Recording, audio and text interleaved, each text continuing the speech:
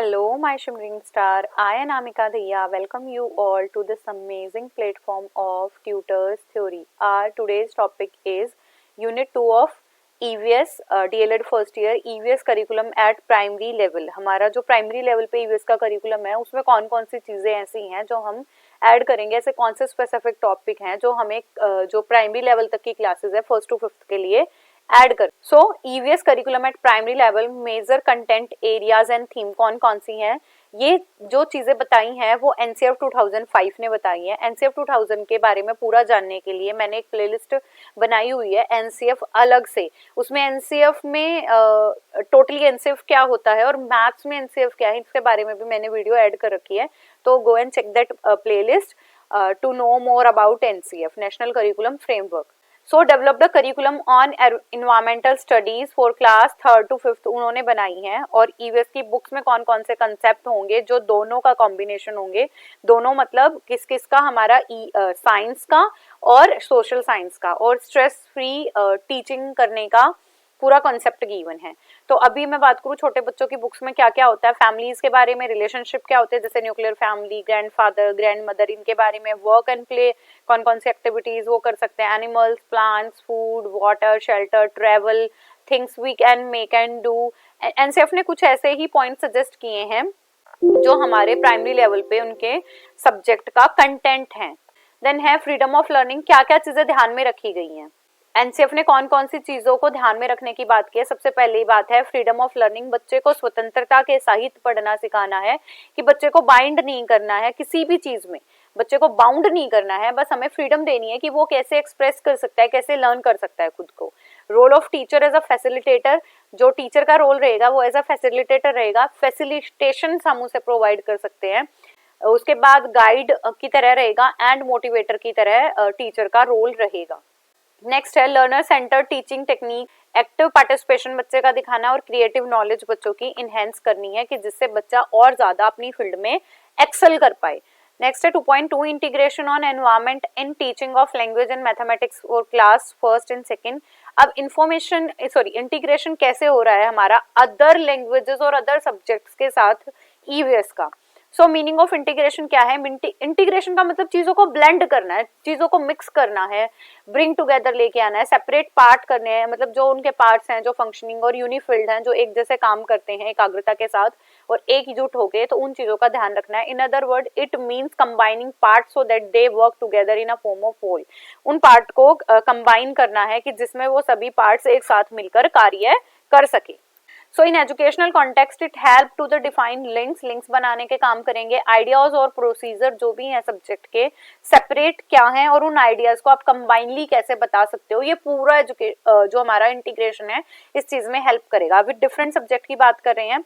In order to check the environmental problem, क्या environmental problem हो सकती है, कैसे उन्हें रिमूव कर सकते हैं, अगर रिमूव नहीं कर सकते तो अवेयरनेस कैसे दे सकते हैं, और बच्चों को एक अच्छा सिटीजन बनाना है of India. Environmental education seen as only answer for all these, but it should not be dealt in the isolation। मतलब इन सब में हम लोगों को एक तो मतलब हम सब्जेक्ट्स को एक कर रहे हैं as a separate subject and emphasis on the holistic learning, जिसके अंदर आप जो अलग अलग सब्जेक्ट अलग अलग तरीके से पढ़ रहे हो उन विषय को भी एक साथ लाके हम लर्निंग करा सके और उन विषयों के लिए हम होलिस्टिक डेवलपमेंट भी बच्चे की करा पाए। NEP 1986 and it revised form POA program of action आया था हमारे पास 1992 में, clearly state that there is a paramount need of create and conscious of environment. यहाँ पे हमें बहुत मतलब हाँ हमें लोगों का ये चिंता का सब्जेक्ट लगा लो, कॉन्शियस सब्जेक्ट लगा लो कि जिसमें हमें हर एक एज के बच्चों को, हर एक सेक्शन ऑफ सोसाइटी को ऐसे इंटीग्रेट करना है कि वो हमारी सोसाइटी के डेवलपमेंट के लिए आगे बढ़े। Integration of EVS with mathematic and language, अब क्लास 1st and 2nd के लिए कैसे मैथ्स के साथ इंडल्ज हैं, तो क्या कंपोनेंट दिए थे। NCF 2005 recommend that class 1st and 2nd environmental component should be integrated with maths and languages.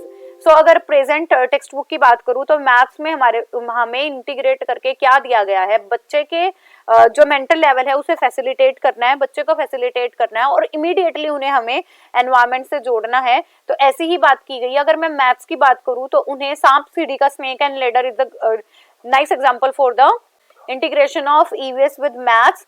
जैसे आप कोई कार्य करा सकते हो, डिस्टेंस की चीजें सिखा सकते हो कि आप हैंड्स पेन से करके दिखाओ, रूलर प्रयोग करना सिखा सकते हैं, आड़ी तिरछी लाइनें बनाना सिखा सकते हैं. सो in this kind of scenario we can integrate EVS with maths, and also maths के अंदर जैसे बूझो और पहेली क्वेश्चंस पूछते हैं वैसे क्वेश्चंस हम पुट कर सकते हैं, जिससे भी बच्चा क्या करता है, ज्यादा इंडल्ज होने की कोशिश करता है और एजुकेशन के साथ और डेवलपमेंट की तरफ बढ़ता है. नेक्स्ट हमारा एनवायरमेंटल एंड लैंग्वेज. मैथ्स में आपको कुछ भी ऐसा कॉन्सेप्ट देना है जो उनकी डे टू डे लाइफ में प्रयोग में आ रहा है, और सेकेंडली उसे वो अपने आप भी कर पाए. Language is not only the important part of listening, speaking, reading or writing, but language is also a part of discussion, questioning, classification, thinking, creativeness. इन सब का पार्ट भी हमारा क्या है, लैंग्वेज है, क्योंकि लैंग्वेज के बिना आप कोई भी सब्जेक्ट नहीं पढ़ा सकते हो. तो मैथ्स की बात की थी, मैथ्स हमारे चारों ओर है. लर्निंग ऐसे इनेबल करानी है कि हमारे एनवायरमेंट में जब भी बच्चे के सामने वो प्रॉब्लम आए तो इमीडिएट उसे सॉल्व कर पाए, सोर्स ऑफ लर्निंग की तरह बन जाए. और लैंग्वेज में क्या है, टीचिंग और लर्निंग को लैंग्वेज में ही कराना है, उससे राइटिंग, स्पीकिंग, रीडिंग स्किल आएंगी. लैंग्वेज कराने से हमारे यूएस सब्जेक्ट के साथ ये भी होगा कि हम सोसाइटी के साथ अपनी मदर टंग में कैसे बात करते हैं, और किसी स्पेसिफिक लैंग्वेज को अगर आप सीख रहे हो तो कैसे होगा, क्योंकि एक अच्छा सिटीजनशिप बनना या एक अच्छा सिविलाइज पर्सन बनने के लिए आपको अच्छा बेटरली कम्युनिकेट करना आना चाहिए. लैंग्वेज आपको सिविलाइजेशन और कल्चर हेरिटेज को सीखने के बारे में बताती है, क्योंकि अगर आप बड़ों से भी बात कर रहे हो तो वो आप किसी ना किसी प्रकार से कम्युनिकेशन जरूर कर रहे हैं, और सबसे अच्छा और सबसे बेटर वे हमारे पास कम्युनिकेशन ही है, वो भी वर्बल थॉट्स के तरह, वर्बल और रिटन के साथ. क्योंकि हमें या तो भाषा पढ़ के सीखना, भाषा से जो भी हेरिटेज थी वो हमें पढ़ के मिली है, या हमने अपने दादा परदादी या अपने मम्मी पापा से सुनी है, तो वो हमारे अब हमें याद हो गई है, वो एज अ प्रिजर्व कर ली है हमने. राइटिंग डाउन अपने एक्सपीरियंस लिख के बच्चा सीख सकता है, ट्रेनिंग प्रोग्राम हो सकते हैं, और ऐसी एनरिच कलेक्शन हम बच्चों के सामने करा सकते हैं जिससे बच्चा प्रोनाउंसिएशन के साथ साथ उस चीजों के बारे में पूरा ज्ञान भी ले पाए. Teachers need to develop the skills of, कैसे कर सकते हैं बच्चों की ये सारी स्किल डेवलप, कम्युनिकेट करा के. मैंने अभी कहा था कि better and the best way है किसी के साथ अपने थॉट्स को शेयर करने का लैंग्वेज. चाहे वो आप चैटिंग कर रहे हो तो भी आप लैंग्वेज यूज कर रहे हो, आप सुन के लैंग्वेज यूज कर रहे हो, आप बात करने में लैंग्वेज यूज कर रहे हो. तो और भी क्या तरीके हैं, स्टोरी टेलिंग, हम उन्हें स्टोरी सुना के कर सकते हैं. पोएम रिसाइटेशन, एक एक चीज को बार बार रिदमिकली बताते हैं तो भी बच्चे के जहन में बैठ जाती हैं. करेक्ट प्रोनाउंसिएशन करा के, रीडिंग करा के, और अच्छी अच्छी हैंड राइटिंग हम अपने ब्लैक बोर्ड पे लिख पाए तो भी हम क्या कर पाएंगे, integration of EVS with language. और क्या है मैथ्स में, maths is also the integral part, यही बात आया है. और मैथ्स आपकी इलिस्ट्रेशन ऐसी होनी चाहिए जिसमें बच्चा फिजिकली कनेक्ट हो. फिजिकली कनेक्ट होने का मतलब जैसे कि हम छोटे बच्चों को एक्टिविटी कराते हैं कि बेटा take 1 pen and if you have 10 pen add this pen to that 10 pen, तो आप कैसे करोगे, तो फिजिकली बच्चा उसमें रिलेट हो रहा है. बायोलॉजिकली का मतलब है पर्यावरण को समझने की कोशिश कर रहा है, जो जैविक रूप है उनमें भी सिखा सकते हो. एप्पल का एग्जांपल दे सकते हो, बच्चों का एग्जांपल दे सकते हो, सोशल एनवायरनमेंट दे सकते हैं, कल्चरल एटमॉस्फेयर से भी जोड़ रहे हैं. ये सिर्फ मैथ्स के लिए है, ये हमारी इंटीग्रेशन सबके लिए है. पार्टिसिपेटिव बनाता है, मोड ऑफ डिस्कशन हमें देता है. मैथ्स की बात आई तो हमें न्यूमरेसी सिखाते हैं, लॉजिकल थिंकिंग बच्चों की बिल्ड होती है, प्रॉब्लम सॉल्विंग एटीट्यूड बच्चों के सामने में आता है. और सबसे इंपॉर्टेंट, बच्चे नंबर कंसेप्ट को जानते हैं कि अगर उन्हें छोटी सी चीज लेने दुकान पे भी जाना है तो वो 1 रुपए का नोट लेके जाएंगे, 10 रुपए का नोट लेके जाएंगे, या 20 रुपए का लेके जाएंगे. तो नंबर कंसेप्ट से बच्चों को डील करना सिखाया जाता है. So children should allow to construct their own procedure, own language and own problem solving ability, कि बेटा तुम खुद से ढूंढ के आओ, अगर तुम्हें ऐसा करना हो तो तुम कैसे करोगे. ह्यूरिस्टिक अप्रोच है. ह्यूरिस्टिक का मतलब होता है जब आप समस्या का समाधान किसी अल्टरनेटिव से ढूंढते हैं. एनालॉगी, चीजों को समझना, प्रॉब्लम सॉल्विंग, और इंडक्टिव डिडक्टिव किसी भी रीजन से बच्चों को चीजों को समझाना सिखाया जाता है. नेक्स्ट है 2.3 लर्निंग थ्रू को करिकुलर एक्टिविटी. अब हमारे ईवीएस को पढ़ाते हुए ऐसी कौन सी को करिकुलर एक्टिविटीज हैं जो हम अपनी कक्ष में कराते हैं कि बच्चे जो हैं अपनी नॉलेज को ज्यादा गेन कर पाएं और अपनी नॉलेज को परमानेंटली ग्रास्प कर पाएं. कुछ ड्रामेटिक एक्टिविटीज होते हैं. ड्रामेटिक एक्टिविटीज वो होते हैं जिसमें वैरायटी ऑफ फॉर्म्स मिलते हैं, ड्रामा मिलता है, मिमिक्स मिलती है, स्किल्स करते हैं, स्टाइल्स हैं, प्ले हैं. ये सारी एक्टिविटी ड्रामेटिक एक्टिविटी कहलाती है, जिसके अंदर आप किसी भी एक्टिविटी का प्रेजेंटेशन कर रहे हो रियलिटी के साथ, मतलब you are going to action कर रहे हो, बिहेवियर एपिसोड दिखा रहे हो, पास्ट एंड फ्यूचर के इवेंट्स को आप करके दिखा रहे हो, जैसे किसी को मैं भगत सिंह बना दूं, किसी को रानी लक्ष्मीबाई बना दूं। स्टूडेंट्स को उन ड्रामा में एंगेज किया जा रहा है, लेसन भी सीख रहे हैं बच्चे, अंडरस्टैंडिंग भी हो रही है और प्रैक्टिकल अंडरस्टैंडिंग भी हो रही है कि उन्होंने उस समय पे क्या किया होगा। ये मैंने जस्ट छोटा सा एग्जाम्पल दिया है। तो ऐसे आप अपनी एक्टिविटीज क्लासरूम में कंडक्ट करा सकते हैं, बच्चों का इंटरेस्ट बढ़ेगा, इफेक्टिव बढ़ेगा और टीचिंग लर्निंग भी आपकी अच्छी हो जाएगी, मतलब टीचिंग भी आपकी अच्छी रहेगी इससे, और बच्चे जो है ज्यादा नॉलेज ग्रास्प कर पाएंगे। नेक्स्ट आता है पोएम रिसाइटेशन। पोएम रिसाइटेशन क्या होता है? रिसाइटेशन होता है किसी चीज को ऐसे प्रेजेंट करना कि बच्चे की नॉलेज के साथ साथ हम रिदमिकली होके उन्हें पढ़ पाए। तो रिसाइटेशन का मतलब होता है कवितामयी हो जाना, मतलब रिदमिक हो जाना। और एक ये प्रकार का सप्लीमेंट है क्योंकि इसके अंदर ऐसे ऐसे वर्ड्स यूज होते हैं जो एक दूसरे के साथ मेल खा रहे होते हैं, और जब आप चीजें रिदमिकली कर रहे होते हो तो आपका कॉन्सेप्ट, आपका डिस्कशन बहुत क्लियर हो जाता है। और टीचर एज अ इंस्ट्रक्टर काम करता है, बच्चे उस पोएम को साथ साथ रिसाइट कर रहे होते हैं। जैसे टीचर ने एक बार बताया और बच्चों को बोल दिया कि आप इसे रिसाइटेशन करोगे कल और तो इसे याद करके आना, तो बच्चे बड़ी इजीली याद कराते हैं। जॉनी जॉनी यस पापा, ये सबसे अच्छे से उन्हें याद होती है एज कम्पेयर टू कुछ भी। इसके बाद है in classes involvement mathematical recitation is use to a vehicle. एक व्हीकल की तरह है जिसमें आप बैठ के बहुत आसानी से अपने डेस्टिनेशन पे इजीली पहुंच जाते हो एज कम्पेयर टू वॉकिंग। तो ऐसे ही हमारे जो अदर सेक्शंस हैं उनको पढ़ाने में, सब्जेक्ट मैटर को क्लैरिफाई करने में और बच्चों की अंडरस्टैंडिंग क्रिएट करने में हमारा poem recitation is quite helpful, and this section provides student an opportunity to receive the additional instruction मिलती है on confessing subject matter, कि वो subject matter को कैसे confess कर रहे हैं और कैसे स्वीकार कर रहे हैं। These section provide personal assistance देते हैं, lecture sections होता है इसके अंदर, community build होती है, poetry allow करती है कि हम अपने आप को जिए, हम उस जो भी पढ़ रहे हैं उसको जिए, एक मेटाफोर यूज हो सकते हैं और हम चीजों को ना सिंबॉलिक करके भी सिखा सकते हैं। तो अगर हमें कुछ खुशनुमा भी करना है या कुछ पेनफुल बताना है तो भी हम पोएम से बता सकते हैं। नेक्स्ट है story telling method. Story telling method has its universal application. Universal सबसे ज्यादा यूज होने वाला यही है, सबसे ज्यादा इन्फोर्स्ड है प्री प्राइमरी और प्राइमरी में, क्योंकि बच्चे जो स्टोरीज है ना, कहानियां हैं, बहुत अच्छे से सुनते हैं और बहुत मन लगा के सुनते हैं। जब भी किसी टॉपिक को पढ़ाया समझाया जाता है in the term of story, तो ये सबसे सिंपल मेथड है अननोन टू नोन जाने का, और इसी में आप चीजों को सिंपल टू कॉम्प्लेक्स भी बता सकते हो। मतलब पहले आपने कैरेक्टर्स बता दिए किसी के, फिर उनकी कॉम्प्लेक्स चीजें भी हम बताते जा रहे हैं, तो बच्चा ना इंटरेस्ट गेन कर लेता है और उसके बारे में पूरी जानकारी पाने की कोशिश करता है। The use of this method can help in making conscious alert बना देते हैं, बच्चे एक्टिव रहते हैं और मेंटल फैसिलिटेट भी होते रहते हैं, सोचते रहते हैं इससे आगे क्या, इससे आगे क्या। बच्चों की पावर ऑफ इमेजिनेशन डेवलप होती है, क्रिएटिव एबिलिटी डेवलप होती है और वो खुद से भी एक व्यूअर बन जाते हैं, मतलब ऐसी स्टोरी व्यू करने लग जाते हैं अपनी इमेजिनेशन में और खुद से क्रिएट भी कर सकते हैं। Selection of stories for using this method कैसे कर सकते हो? सबसे पहले स्टोरी सिलेक्ट करनी है प्रॉपरली मैच खाए बच्चों की एज और मेंटल लेवल से। अब मैं बहुत कॉम्प्लेक्स स्टोरी बच्चों के सामने नहीं सुना सकती, नॉवेल्स बच्चों को नहीं सुना सकती, तो हमें बच्चों को स्टोरी वही सुनानी है जो उनके एज ग्रुप के अकॉर्डिंग हो। इट शुड बी हेल्पफुल और ऐसी हो, ट्रू हो, क्लियर पिक्चर बच्चों को मिले। मतलब हमें कुछ हार्ड एंड फास्ट चीजें नहीं बतानी है, मैं बच्चों को ऐसी चीजें बताऊंगी जिसको अपने इमेजिनेशन से जोड़ पाए। The subject of the story should involve an important theme, events and episode. किसी के बारे में, किसी घटना के बारे में, किसी प्रकरण के बारे में जुड़ी होनी चाहिए। एपिसोड मतलब जो थीम और एपिसोड आप लेके चले हो उसके पार्ट्स और कैरेक्टर आपको पहले ही बता देने हैं, ना टू इजी हो ना टू कॉम्प्लेक्स हो, और स्टोरी इंटरेस्टिंग वे से सुनानी है कि कब आपको पॉज लेना है, कब बच्चों से पूछना है कि बताओ आगे क्या हुआ होगा, किसने क्या किया होगा, आपके व्यू पॉइंट क्या है। तो ऐसे बच्चों को एक्टिवली पार्टिसिपेट कराना है। नेक्स्ट आते हैं हमारे सॉन्ग। सॉन्ग में क्या होता है? सॉन्ग जो है इंडियन फोक सॉन्ग की या म्यूजिक की बात करेंगे। इंडिया वास्ट कल्चर से बना हुआ है, बहुत सारी डाइवर्सिटी है। सॉन्ग फिलोसफी के अकॉर्डिंग, साइकोलॉजी के अकॉर्डिंग, कंडीशंस के अकॉर्डिंग, लव, इवेंट्स, कोई फेस्टिव है, उनके अकॉर्डिंग हम सॉन्ग्स को बना लेते हैं। सॉन्ग्स के अंदर डीप इनसाइट होती है कि हमारे लाइफ में क्या चल रहा है, उसके बारे में चीजें बताते हैं। सो फर्स्ट है उत्तराखंडी म्यूजिक। उत्तराखंडी म्यूजिक, जो उत्तराखंड है वो लैप ऑफ नेचर है, मतलब पूरा जो है नेचर से घिरा हुआ है। इसके मतलब जो इसमें सबसे ज्यादा टच आता है वो नेचर का ही आता है। ये अपने उत्तराखंडी सॉन्ग किस पे बनाते हैं? फेस्टिवल पे, रिलीजियस पे और फोक स्टोरीज पे बनते हैं।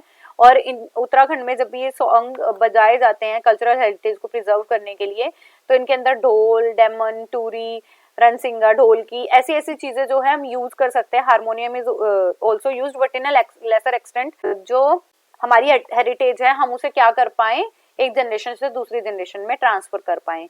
State wise distribution of folk song, state wise जैसे कर्नाटका का है भगवत गीता एंड डोलू कुनीता, वरसागे, पंजाब का भांगड़ा गिद्दा, असम का बिहू गीत, महाराष्ट्र का लावनी, उत्तराखंड का उत्तराखंडी म्यूजिक, गुजरात का डांडिया एंड गरबा, सब जानते हैं मेहंदी, ठीक है। और ये कब होता है डांडिया एंड गरबा? नवरात्रि पे।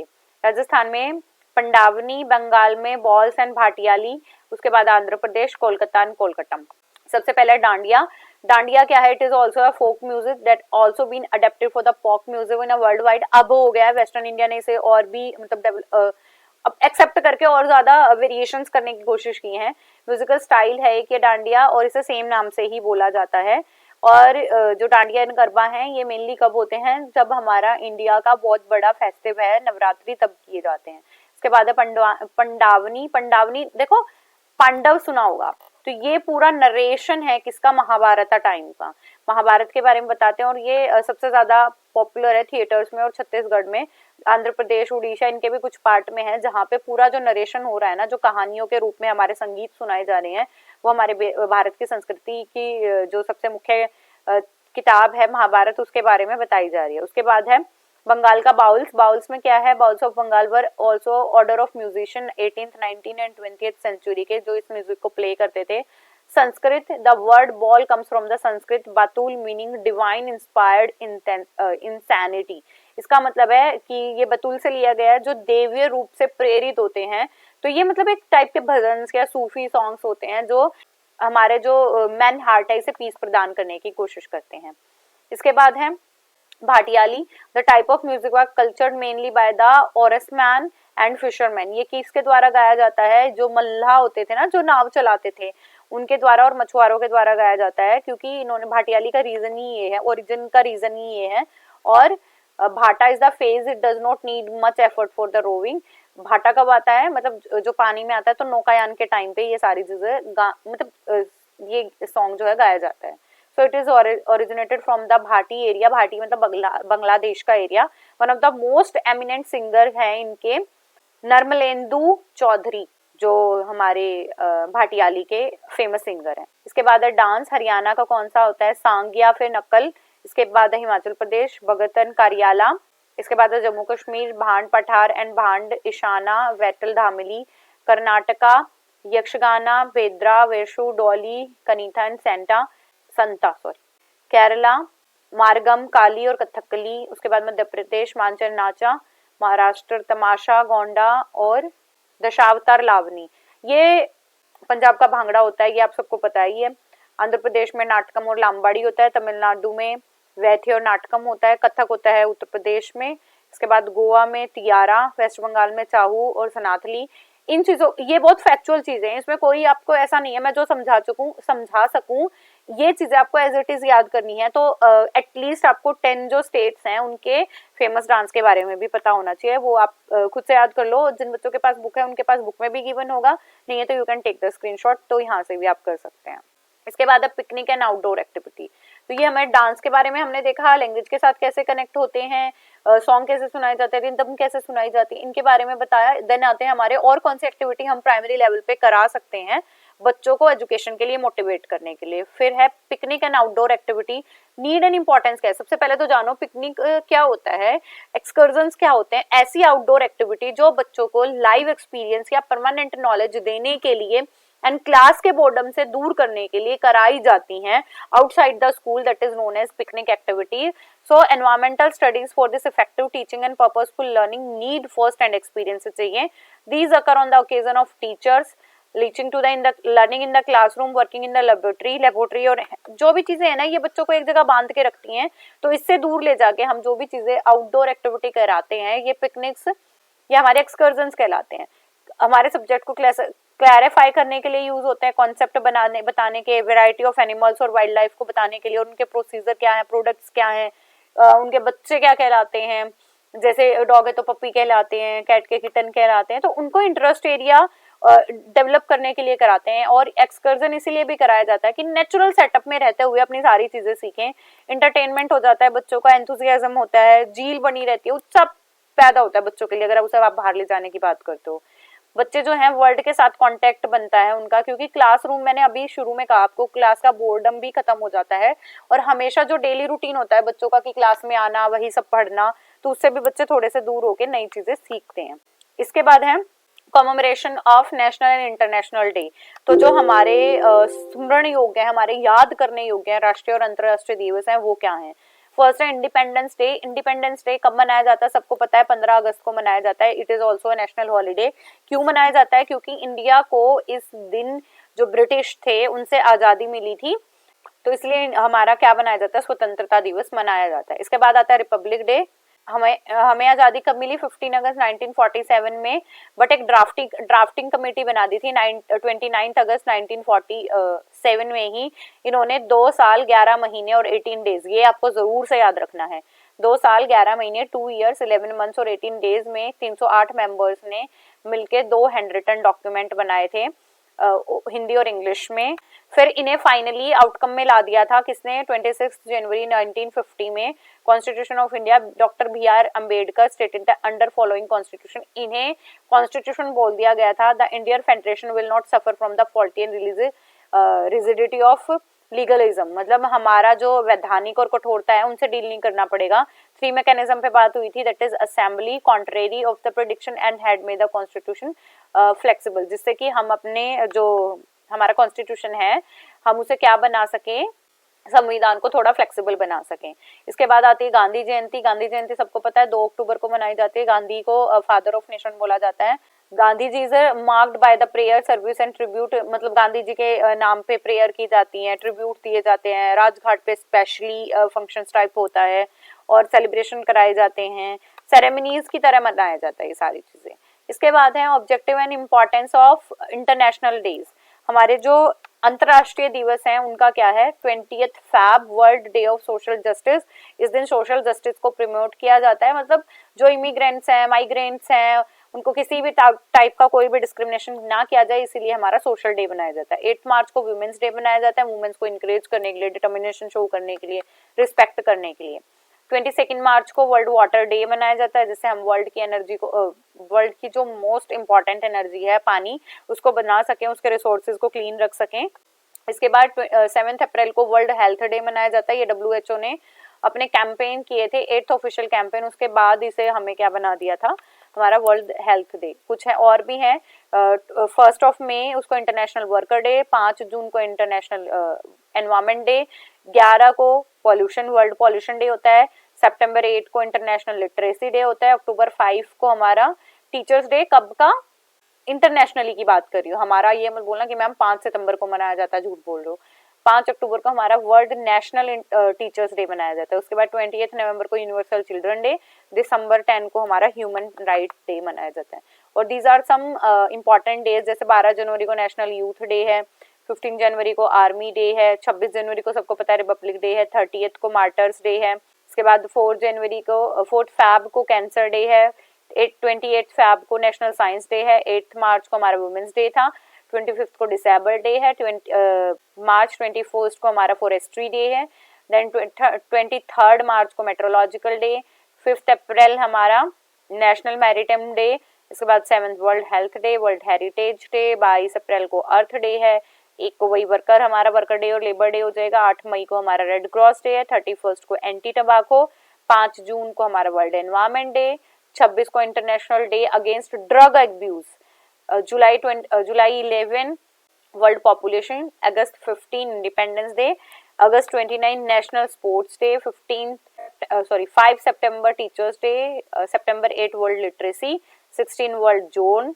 सितंबर की बात करूँ, सितंबर 27 वर्ल्ड टूरिज्म, अक्टूबर 3 वर्ल्ड हैबिटेट डे, अक्टूबर 4 वर्ल्ड एनिमल वेलफेयर डे, अक्टूबर 8 Indian air force day, then अक्टूबर 13 UN international day of national disaster reduction, मतलब जो भी हमारे नेशनल डिजास्टर आते हैं उनको कम से कम कैसे कर पाए। 24 को UN world development information day, नवंबर 14 चिल्ड्रंस डे, दिसंबर 1 वर्ल्ड एड्स डे, दिसंबर 4 नेवी, दिसंबर 10 ह्यूमन राइट एंड 23 किसान दिवस। नेक्स्ट आते हैं हमारा 2.5 life and works of great leaders. ये हमारा जो यूनिट 2 है, इसका लास्ट टॉपिक है। हमें कुछ ऐसे ग्रेट लीडर्स के बारे में पढ़ना है, जैसे महात्मा गांधी हुए, भगत सिंह हुए, रानी लक्ष्मीबाई हैं, जवाहरलाल नेहरू, इनके बारे में पढ़ना है। इनकी क्या कैसे जीवनी थी, कैसे क्या किया इन्होंने, इनके बारे में पढ़ेंगे। इसके बाद है Gandhi ji. Gandhi ji influence the lives of our countryman, his philosophies were pragmatic and far sighted. मतलब इनका जो चीजें थी ना दूरदर्शी माना गया है और व्यवहारिक मानी गई हैं। जो अच्छी चीजें हम उसके बारे में बात करेंगे। बेसिक एजुकेशन की बात करी थी, अप्रोच और स्ट्रेटजीज बताई थी कि कैसे हम एजुकेशन में और ज्यादा एक्सपेरिमेंटेशन करने के साथ साथ हमारी फॉरेन लैंग्वेज को भी इलाइट कर पाए। 3 असेंशियल चीजों की बात करी थी कि हम ह्यूमन सर्वाइवर कैसे करेंगे, मतलब ह्यूमन सर्वाइवल के लिए जो 3 मोस्ट इंपॉर्टेंट है, फूड, शेल्टर एंड क्लोथिंग, इनके बारे में फोकस किया गया था नई तालीम के तहत। So productive skill were the focus on his Nai Talim basic education, जिसमें 3 चीजों पे बात की थी, फूड, शेल्टर एंड क्लोथिंग, सब जानते हैं। देन है if education is the foundation of all growth and progress. तो 4 चीजें मेन मानी है, कौन कौन सा, एजुकेशन का एम क्या है, गोल्स क्या है, ऑब्जेक्टिव क्या है और क्या प्रोग्रेस एजुकेशन लेके आएगी, और ये किन किन से रिलेटेड है, हमारे कौन कौन से कंटेंट से, सिलेबस से, और हमारा इवेल्युएशन कैसे करते हैं। तो हमारी जो फाउंडेशन एजुकेशन है ना, वो इन चारों से इंटरकनेक्ट होते होते हमारे कंटेंट, हमारा सिलेबस और हम उस सिलेबस का इवेल्युएशन कैसे करते हैं, इस चीज पे डिपेंड करती है। बेसिक एजुकेशन जो प्लान है उसमें क्या मेरिट रहेगी, हम पीस और फ्रीडम को कैसे करेंगे, और जो ऐसी चीजें हैं जो हमारे मानव सभ्यता के लिए इंपॉर्टेंट है, उसे हम अपनी एजुकेशन सिस्टम में कैसे ऐड करेंगे। 5 अदर इक्वली सिग्निफिकेंट कंट्रीब्यूशन, क्या क्या एजुकेशन में कंट्रीब्यूशन है। एप्रोप्रिएट एंड रियलिस्टिक करिकुलम की बात की है, कौन कौन सा, सोशल, प्रोडक्टिव एंड एकेडमिक, मतलब सामाजिक, उत्पादिक और शैक्षणिक जो कौशल हैं उसे हम अपने पाठ्यक्रम में इंक्लूड करें। Highly adequate effective teacher training program अच्छे से चलाने चाहिए कि क्योंकि टीचर अच्छे होंगे तो बच्चों को शिक्षा भी अच्छी दे पाएंगे। फाइनेंसिंग एजुकेशन की अच्छी हो कि लोकल जो कम्युनिटी है वो भी उनके साथ जो फाइनेंशियल जो भी हमारी डिप्राइवेशन रह रही है उन्हें क्या करें, इनहेंस करें। Living no scope for the adult literacy, unemployment और चाइल्ड लेबर। हमें जो बड़े हैं जिन्हें इलिटरेसी है हमारे बड़ों को, उनको भी खत्म करना है, मतलब अडल्ट एजुकेशन के प्रोग्राम भी चलाए जाने चाहिए। अनएम्प्लॉयमेंट को खत्म करना है और चाइल्ड लेबर को भी बिल्कुल, बाल श्रम को भी बिल्कुल खत्म करना है। And provide for the international standard और हेल्दी मैनेजेबल लेवल्स और पॉपुलेशन, मतलब भारत की जो जनसंख्या है ना वो बाहर की कंट्रीज के साथ भी स्वस्थ जो अच्छे रिलेशनशिप हैं वो बना सके। इसके बाद इक्लेक्टिक मॉडल। इक्लेक्टिक मॉडल में क्या था कि ऑल्टरनेटिव्स ढूंढे, ऑल्टरनेटिव मतलब उन चीजों का प्रयोग करें हम जो टेंजिबल हैं, जैसे हम कर सकते हैं, छू सकते हैं, सिर्फ इमेजिनेशन में नहीं है, सस्टेनेबल हैं, टिकाऊ हैं और पॉवर्टी वगैरह को खत्म करेंगी जो हमारी डे टू डे लाइफ की प्रॉब्लम्स हैं। तो 6 मेन फीचर क्या थे इनके एजुकेशन सिस्टम के। बेसिक एजुकेशन, ये इंपॉर्टेंट है बेटा, बेसिक एजुकेशन प्रोवाइड करना, एम्स और गोल्स डिसाइड करना, 5 स्टेजेस पे एजुकेशन देना, वो भी मैं आगे तुम्हें बताऊंगी कि प्री प्राइमरी, प्राइमरी कैसे। इसके बाद program of education, implementation strategy और स्टैंडर्ड ऑफ अटेनमेंट की after some period of time आपने कितना अटेन किया है। सो बेसिक फिलॉसफी क्या थी, ऑलराउंड डेवलपमेंट पे बात करोगे आप, और कोई भी ऐसी चीजें नहीं रहेंगी जो सिर्फ एब्स्ट्रैक्टनेस के तरफ आपको ले जाए या फिर आपको आइसोलेट करने की कोशिश करें।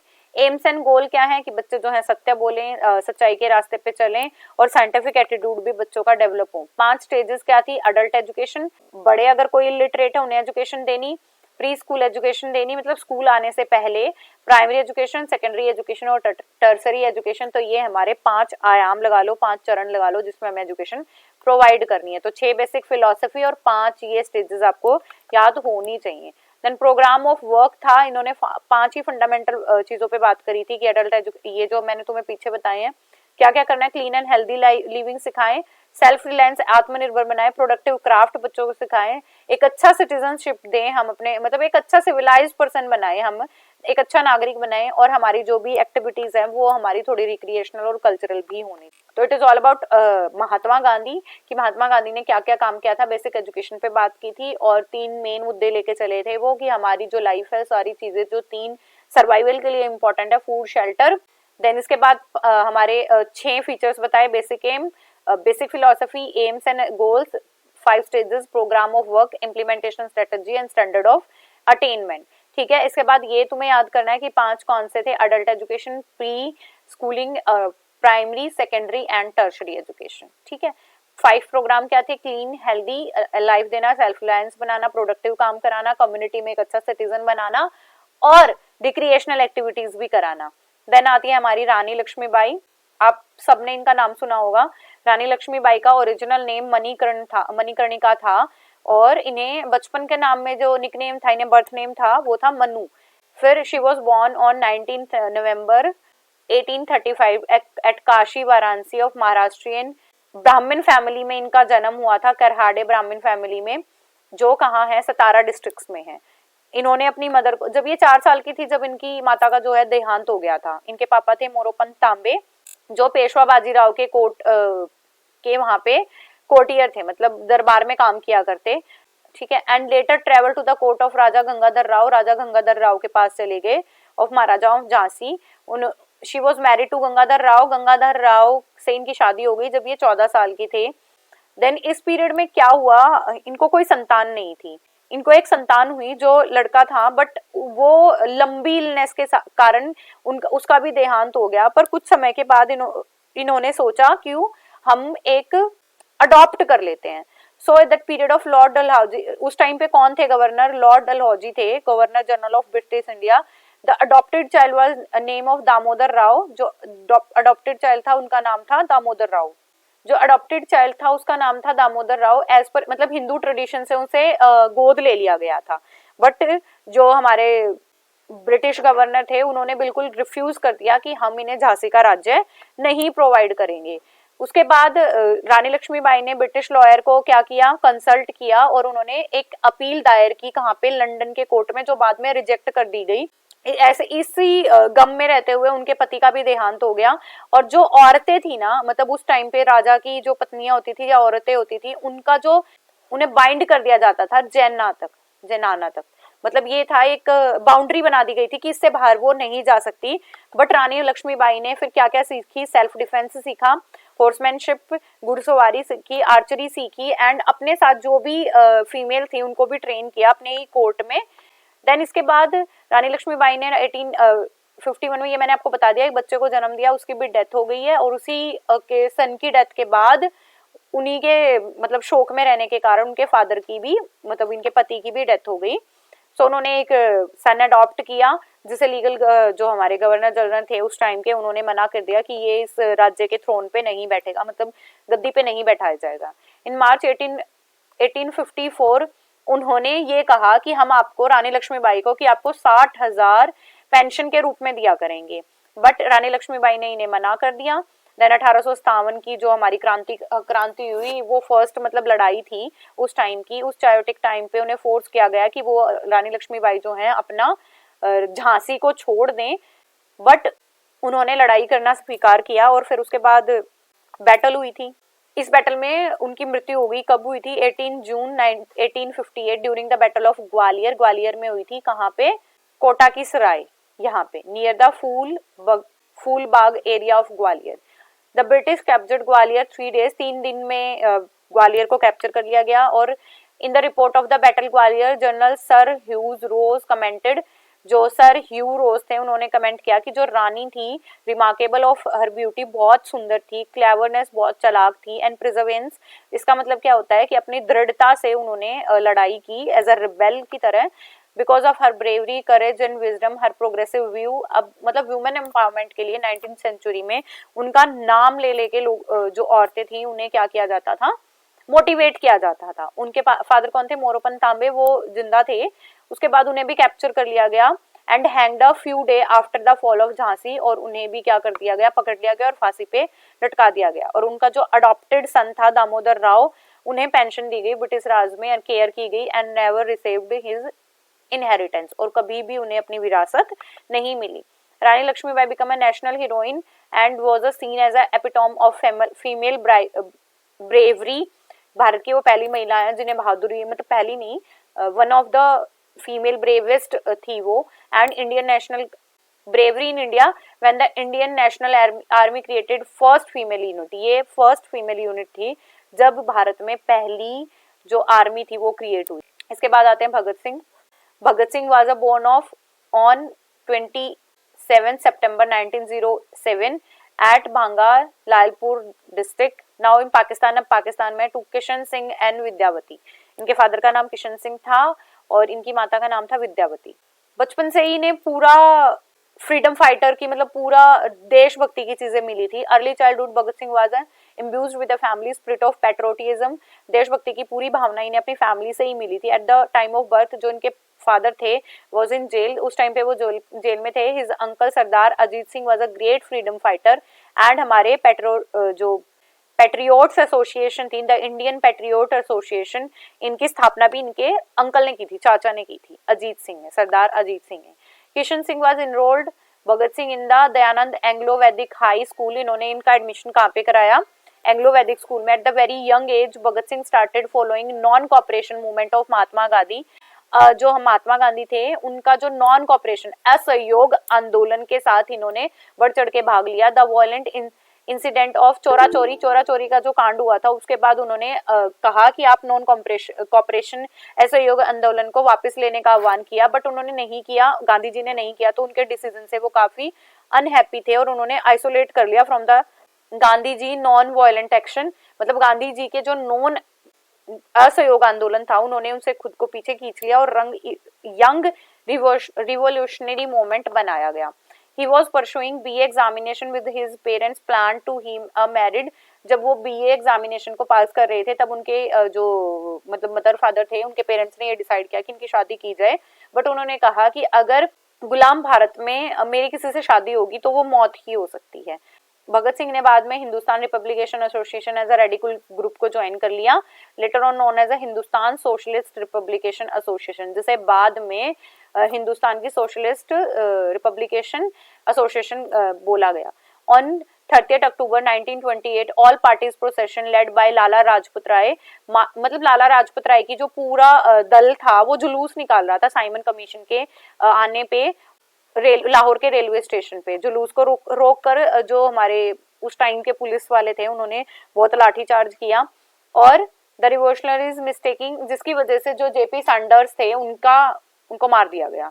ठीक है, Scott killed him instead of Bhagat Singh, quickly left Lahore. इस बात पे भगत सिंह ने लाहौर को छोड़ दिया और खुद को शेव करा लिया, क्योंकि पहले वो बड़ी बड़ी दाढ़ी और मूछ दाढ़ी और अपने बाल कटवा लिए। इसके बाद in response of formulation defence of India act the Hindustan social republican association plan to explore a bomb, मतलब जो उस टाइम की भारतीय रक्षा अधिनियम के निर्माण में जवाब में हिंदुस्तान सोशलिस्ट रिपब्लिकेशन एसोसिएशन ने विधानसभा के परिसर में बम फोड़ा, बट उस बम विस्फोट करने की योजना बनाई, पर उसका कोई भी मीनिंग ऐसा नहीं था कि वो हार्म करना चाहते हो। और वहां पे कौन से नारे लगाए, इंकलाब जिंदाबाद के।